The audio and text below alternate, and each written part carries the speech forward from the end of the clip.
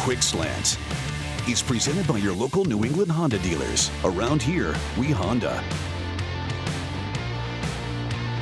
What is up, everybody? Welcome in to Los Angeles, site of Super Bowl 56 and home of weird haircuts. We're a little bit windblown out here, but that's fine. You know why? Because we're in Los Angeles. It's 81 degrees, and we're going to give you 22 minutes or so of straight football talk. We're going to have some fun. Here's the game plan for today. Game plan, of course, is presented by Shaw's. They are perfecting the art of fresh, and we're going to start off with the Brady Boomerang. Next up, here comes the judge. Rodney is going to unload just like old times. And then we're, of course, going to have a poll and viewer comments. And here we go. Tom Brady does love himself a little bit of drama. Unfortunately, the drama he might be starting to play into is Hamlet. To be or not to be, or to play or not to play. Look, here's the thing. Tom Brady might have a hard time with this retirement thing because unlike so many guys who wrap it up, his body never told him that's enough. What told him was enough? His family did. His sense of right and wrong. Look, I've been doing this for 22 years. My wife's been shouldering the burden at home. It's time for me to pitch in a little bit more and be more present. Well, that would be easier if he was limping around the kitchen, if he was having a hard time getting out of bed, if he could barely bounce the kids on his lap, even though they're past bounce on the lap age. But that's not the case. Tom Brady is still an MVP level player.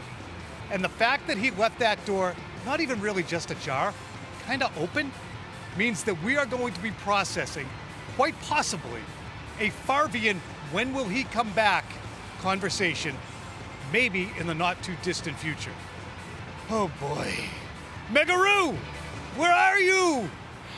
I'm here in the land of ice and snow, Tom. You look great in California. Thank you. What do you think about all that? Tommy's going to start to wring hands, isn't he? No, here's the thing, okay? He's Tom Brady. As Bill Belichick said, he's the best ever, as he told us last week. If he wants to come out of retirement, if he wants to stay in retirement, he's earned the right to say whatever he wants. And if it bothers you so much, viewers, I'm sorry. Don't listen to the podcast. Don't watch the documentaries. Grow up. He's earned the right. I will say, and Tom, I don't want this to come off as too cynical, but it does benefit these several other businesses that he started to stay relevant to the NFL week to week. So if he remains in the conversation anytime there is a great team, a great coaching situation, and the quarterback goes down and we say, what about Brady? Then another $90 Brady sweatshirt might go for sale online. Meg, you're exactly right. And let's be honest, for 15 years of his career, Tom Brady eschewed the media, eschewed all the marketing opportunities he could have had. His agent, Don Yee, told me in 2001, after he won his first Super Bowl, he's not going to chase after every dollar of advertising and sponsorship. Well, after he won against the Atlanta Falcons in Super Bowl 51, someone close to him said, now everything changes. I said, what's that mean? They said, he's got 5. Nobody else has 5. We're going to do things differently. Then came the documentaries, then came the TB12 book. It's still the same guy, but he is more than making up for lost time by making sure the Brady brand is front and center. So it's not probably just about football, and he has mastered the art of teasing out what he will do next. So we put it to everybody else, Meg. Yep. What do they think about this? Let's go through it here, kid. Time now for From the Stands. And Tom, your poll results are brought to you by Mass Mutual. Talk to us today. Feel comfortable about tomorrow. All right, here's the poll. Put it real simple. Tom Brady did not rule out a return from retirement. We had nearly 2,000 responses, and the reaction by a vastly patriotic group was, that's awesome news, 13.6. Good, I like watching them, 18.3%. And then this was the real eye-opener to me. 36% said, I wish you wouldn't do this. And then 32% said, no thanks, I'm actually out on TB12. 70% of people, Mega. That really surprised me. I think because we get this door staying open so soon, people haven't really lived in the post-Brady era yet out of the NFL. But let's hear from Greg, who said, please, please, please, Tom, remember the last day of Favre. Don't repeat that. Alex says, seems like he's keeping his name in the headlines to promote the TB12 brand at this point. Yeah, it's funny because I'm probably stepping on you here, but I think it was surprising to see how many people, Meg, voice the Favrean link, because this is what Brett Favre did. And Brett Favre still was a good player. After he left the Packers, went to the Jets, was a good player, went to the Vikings, was a good player, and then he absolutely swan-dived. But he had shoulder problems, he had neck problems. Brady doesn't have any of those problems. He could roll out at 47 and still perform in the top half of the league. I'm convinced of it. That's what makes this so difficult, I think, for him, because it's also the way that he has portrayed himself over the last decade. Is the way that he trains is really his lifestyle. It's become part of his personality. So for him to hang it up, I don't think he's hanging up that lifestyle. Sure, maybe he's not getting worked on by Guerrero or other trainers every day, but he's still probably eating the TB12 diet, living much of the TB12 workouts. So why not go out there if the situation is right and be the TB12 quarterback? Well, look, if that was going to happen in a vacuum, Mego, I'd be all for it. But it's going to be the ongoing willy or won't he that may become tedious, even for a complete Brady-ophile like myself. You know what's time now? What's coming on up?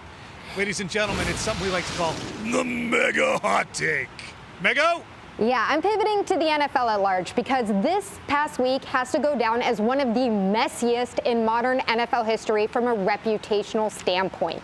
Over the last 7 days, we got a lawsuit alleging racial discrimination in the hiring of coaches, which also includes bribery allegations. More disgusting harassment allegations from female employees of the Washington football franchise, and now the possibility of at least a partial cover-up in Deflategate information from the league. These scandals have varying levels of importance, but they all point towards an extreme need for transparency and accountability at the top of this league. Because as the NFL goes, the rest of pro sports goes. And this, as we enter the biggest week in the NFL, is totally unacceptable.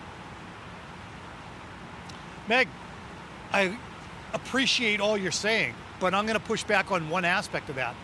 They can get away with it. They can do things that other leagues can't because people are like gerbils on crack when it comes to professional football. They're just going to keep hitting the little lever and letting it loose. That's why the NFL is able to do these things, whether it be the Washington football team or the upcoming investigation into allegations that Stephen Ross paid his head coach to purposely lose games. That's mind-numbing. That's knee-buckling. And we haven't seen word one from the NFL trying to attack that. And when we do, there will be no transparency. Mego, you make an excellent point. But to me, it underscores the absolute bulletproof nature of this league. Potential! Brought to you by Dr. Lepresti and Leonard Hair Associates. Check this out. Here's the Patriots' run defense over the final 10 games. Rushing yards allowed. Carolina, stifling. Cleveland, pretty good. Atlanta, no shot.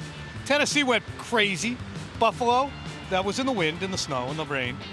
Then Indianapolis with a bunch. Buffalo, the Jacksonville Jaguars were held in check, and we, of course, saw the last two games where they got run roughshod over. Rodney Harrison joins us right now, and he will discuss the Patriots defense and the sorry state down the stretch. Was it distressing to watch the way the Patriots defense, we're going to stay on the state of the Patriots topic. Was it distressing to see? Well, I could already see. Let it loose. It hurt, to see the Patriots defense just get run over, just get pushed, just get bullied. And I'm like, where's that guy? Where's that stud in the secondary? Where's that linebacker? Where's that tough guy up front that's going to say, you know what? I'm going to come up and just pop Josh Allen and knock the living piss out of him. So so we can send a message. They don't have that guy. And if I'm Coach Belichick, I'm getting younger. At linebacker. I'm getting a little younger at the secondary, but I'm bringing me an enforcer in, a guy that can hit in the secondary, but also an athletic guy like a Nakobe Dean from, the University of Georgia, an athletic linebacker that can go from sideline to sideline, that can blitz, that can just take over the defense. That's what they need. I think Duggar can be that. He was diminished a little bit at the end of the year. There were comparisons to you, which are obviously premature, but just more in a, playing style. But I think I agree with you in that they need that second level guy who can go sideline to sideline. I mean, Dante Hightower is an older player now. Jamie Collins is an older player. You need somebody. Micah Parsons doesn't grow on trees, but is that kind of what you're driving at? Yeah, I mean, you need an athletic linebacker, someone that can come in, like the kid from Georgia, like I talked about, someone that can come in right away and play. And not only play, but play at a high level and take over that defense and show a level of enthusiasm, show some speed, some athleticism. That's what the Patriots need. When you watch them, they look slow. And it's nothing worse than a slow team that's not a very super tough team, that's not a very physical team. So if it's me, if I'm Coach Belichick, I'm focusing on bringing some of those dogs. I got to get me a dog up in that huddle, somebody that's going to grab somebody that's not afraid to get in everybody's face. Hell, somebody that might take a late hit and it might be 15 yards, but so what? You send a message. I just need that guy.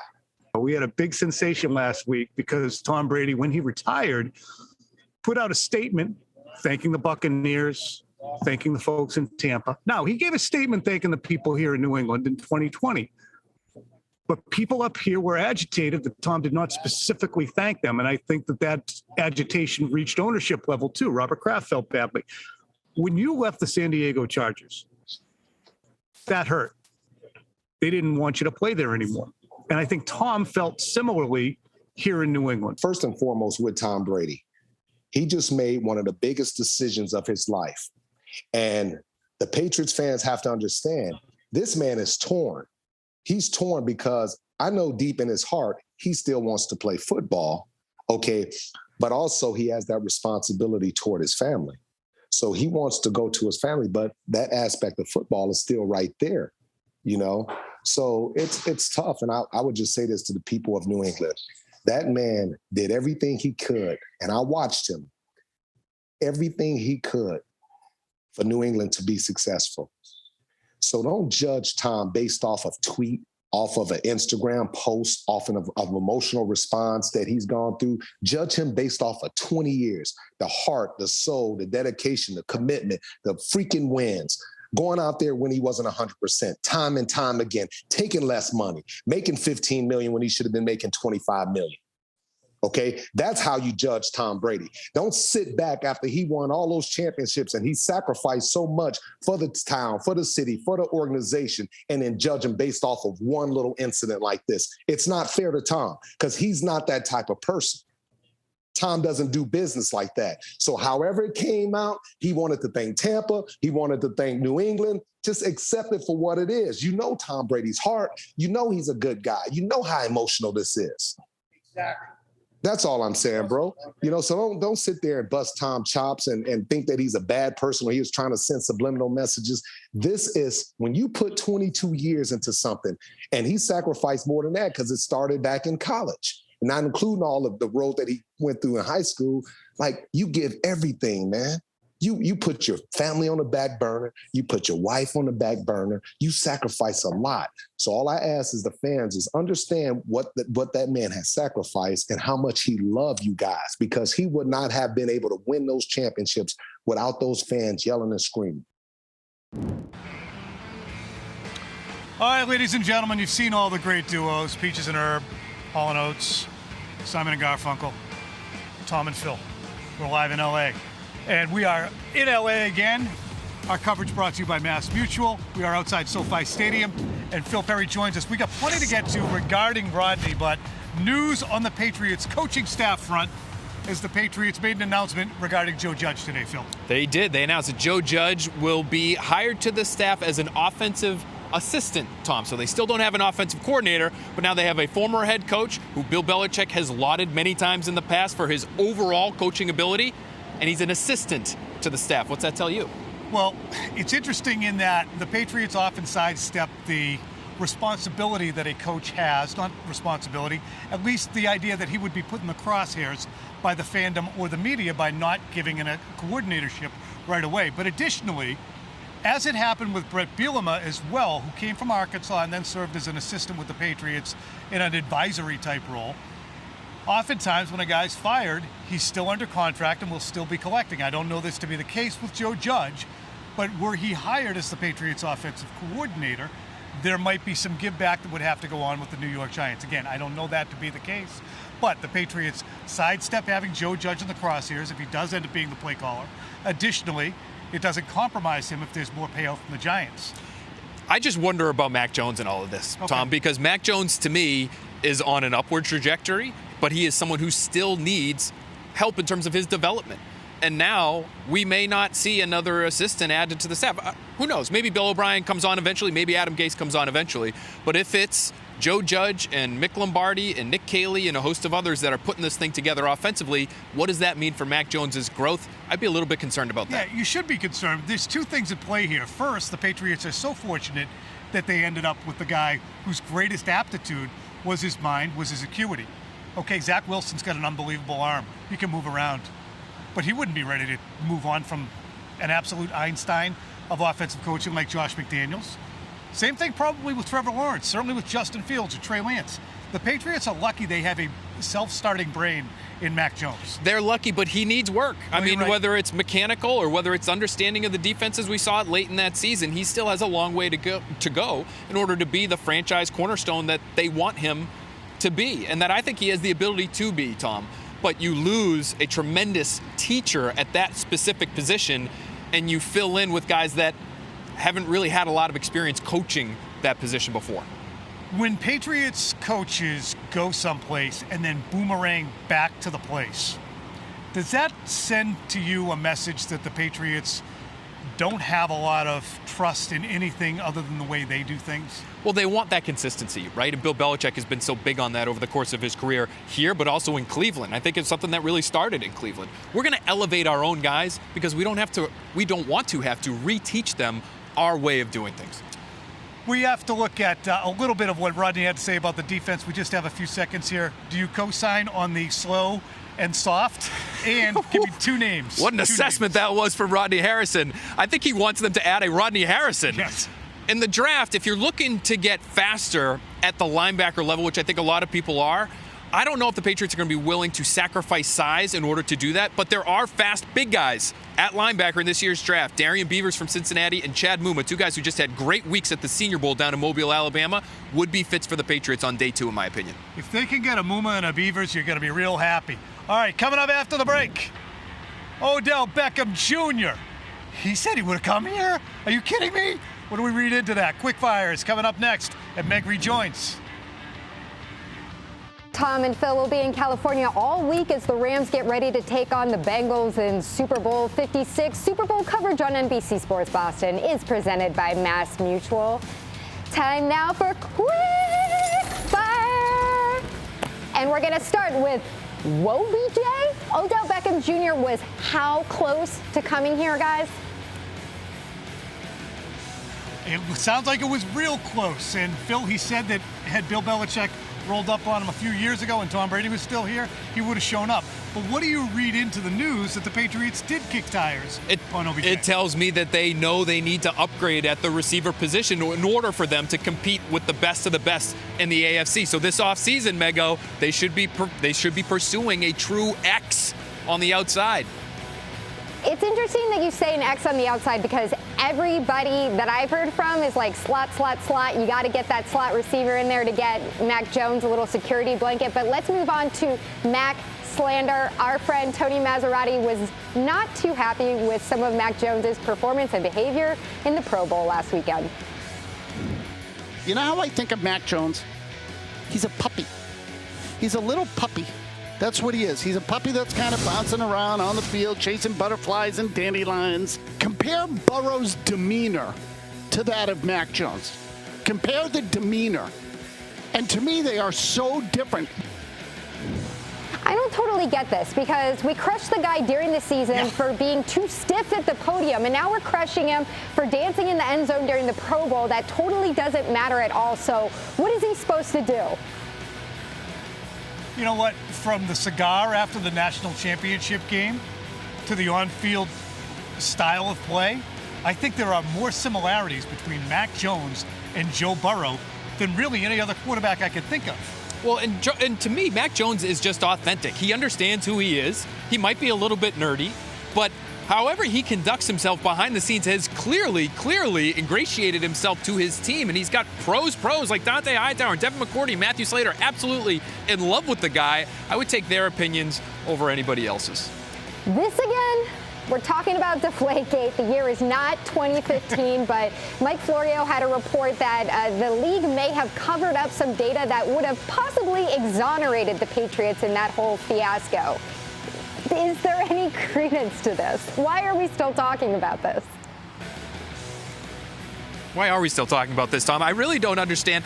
All it does is remind us that this is the biggest overreach in terms of punishment in NFL history. It's also a reminder that they should have probably done away with all the PSI information from the get-go because they had other evidence that they probably could have focused more on if they wanted to get to where they ended up. I think what's relevant is some of the things that we still watch unfold, that Meg talked about at the top of the show, for instance, really can be traced to the same kind of mindset that resulted in Deflategate.